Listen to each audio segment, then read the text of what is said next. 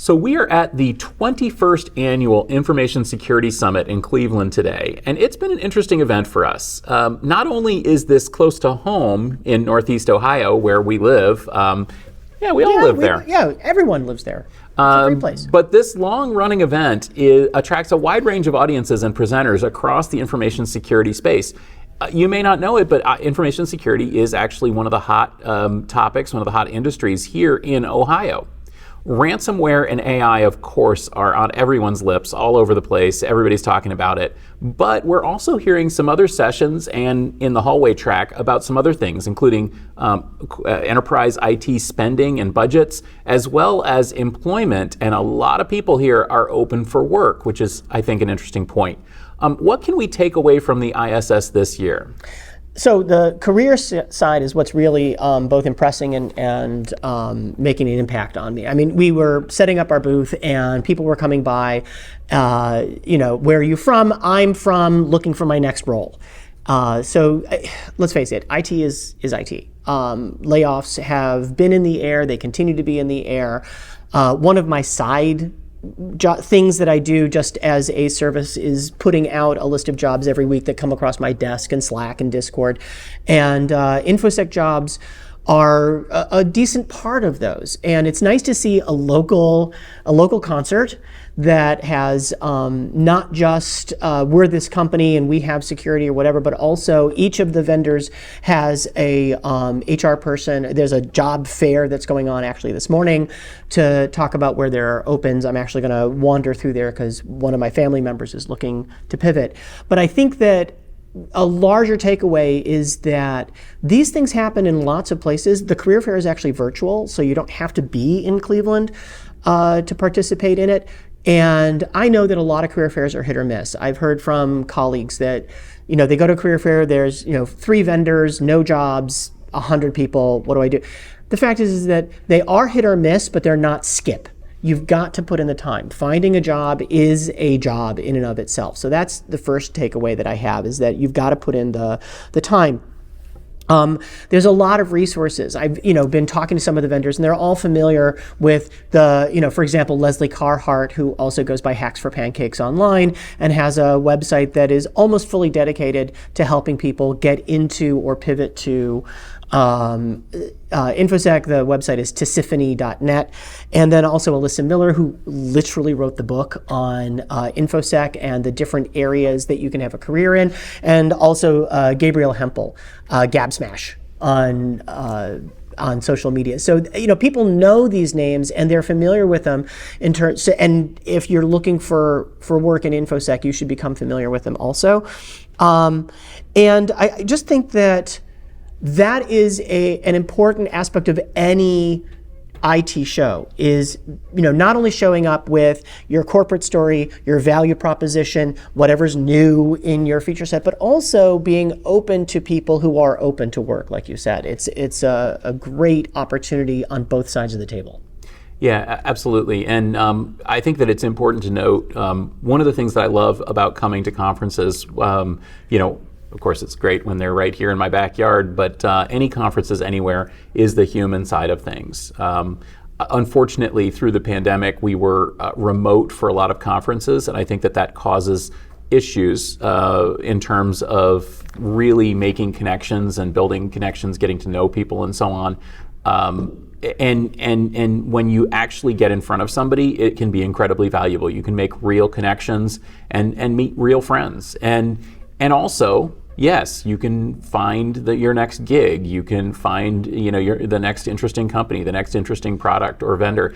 It's much easier to do that in person. I'll also add that with job hunting, the person you're talking to may not have the job that you want, but the person you're talking to knows the person who knows the job that you want. And so, again, those personal connections. I am a telecommute, work from home evangelist. I've been doing it for a dozen years. But at the same time, there are certain, you want to read somebody's body language. You want to, have that side conversation that in a remote format, an asynchronous format, often doesn't come up as naturally. There are times and places where, being face-to-face really does make a difference. The other thing I'll say, and again, this actually came from this wonderful lady who stopped by our booth this morning. Get yourself out there. Do something interesting. Make yourself memorable. So, I can't wait to read the cybersecurity book for children. For children, that she mentioned. Take my money now. When that gets published, we're going to share that here. Yeah. But in addition, there's a lot of people that are getting on podcasts, starting their own podcasts.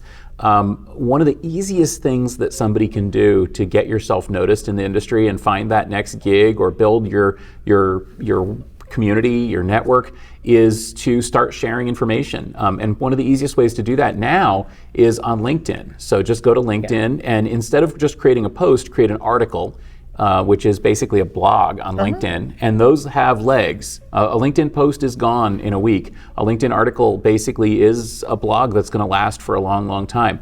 So create an article on LinkedIn, then share it as a post on LinkedIn. Tag some people, tag me, tag Leon. Yes. We will read it, we will promote it, we will share it for you. We love new voices. Another thing I'm going to recommend as well is get on Mastodon, especially if you're in the InfoSec community. Yes. The InfoSec community, by and large, congregates on Mastodon. So you've got instances like Hachyderm, which is just a phenomenal community of InfoSec people. There's others as well. InfoSec Exchange is the one I'm on. Exactly. And again, the moderators of both of those communities are really phenomenal individuals. They're open, they're friendly, they're here to help. And it's a great way to start building that community and getting recognized. And again, one of the things that I'll say too is the best way to build a community is to start helping others, to start answering questions, to start promoting work that others do. Give them a comment, give them a like, give them a boost on LinkedIn or on Mastodon. And what you'll find is that that they'll appreciate your efforts and they'll respond in kind. So, kind of building this community is the key to finding not just a job, but really a career. And I'll say for people who are listening to that and saying, but I can't answer questions yet, I'm too new, or I don't know that thing, then ask more questions, ask clarifying questions. The fear that a lot of people have of appearing uninformed or inexperienced is entirely unnecessary. I think that sometimes, as somebody who often sits in the chair of the voice of the expert, I appreciate someone asking me a question that allows me to clarify my point. And you can do that. You can be the foil for them by showing that engagement and asking, what to you seems like, but that's the part I don't know. And a lot of people are like, wow, I never thought to look at it from that side. That can be helpful also. And it doesn't take anything except a curious mind and a willing mouth. Yeah, absolutely. We have a rule at Tech Field Day. Now, Tech Field Day is full of people who are purportedly experts. But one of the things that I have to tell the delegates before we go live is I have to reassure them that they have valid questions and that they have valid thoughts. And that may surprise you because you may be thinking, I know these people, of course they have valid thoughts. But everybody has imposter syndrome. In fact, my good friends, Chris and Zoe, have the Imposter Syndrome podcast. Oh my gosh. I mean, yeah. It is out there, it is real. And the truth is, if you're thinking it, other people are thinking it as well. If you're wondering what's the answer to that, other people are thinking. And speaking as a former consultant, the most valuable lesson that I learned in consulting was to be able to say, I don't know about that, tell me about it. Because that's how you learn. And by doing that, by sharing what you've learned, you're helping others to learn and helping others to grow. And that kind of giving is the best way to get. So for me, that is the key to solving this job search, career growth question. Yeah, I find that in any technical project, the problem is never we have too many answers. The problem is we didn't ask the right questions. So I think that that's a big deal. And you can also never have too many resources. I do, like I said, I post every week, and at the bottom of that post are a list of job hunting resources, which is by no means exhaustive. But you want to, as part of finding your space, your tribe, again, Mastodon may be the place that you will land, but it may be that you just have a collection of LinkedIn folks, or you may end up on Blue Sky, or whatever. But finding the people that you can gather with and get together with and ask each other, push each other. That's also incredibly important. The last part is it takes a while. I was just in a job search myself. It took me 6 months. It is a challenging job market right now. And so I like to remind people that I have just about every ounce of privilege that a human body can hold, except I'm not the son of the CEO and I'm not going to inherit the company. That's the only one I'm missing. And if it takes me 6 months to find a job, it's probably just as challenging.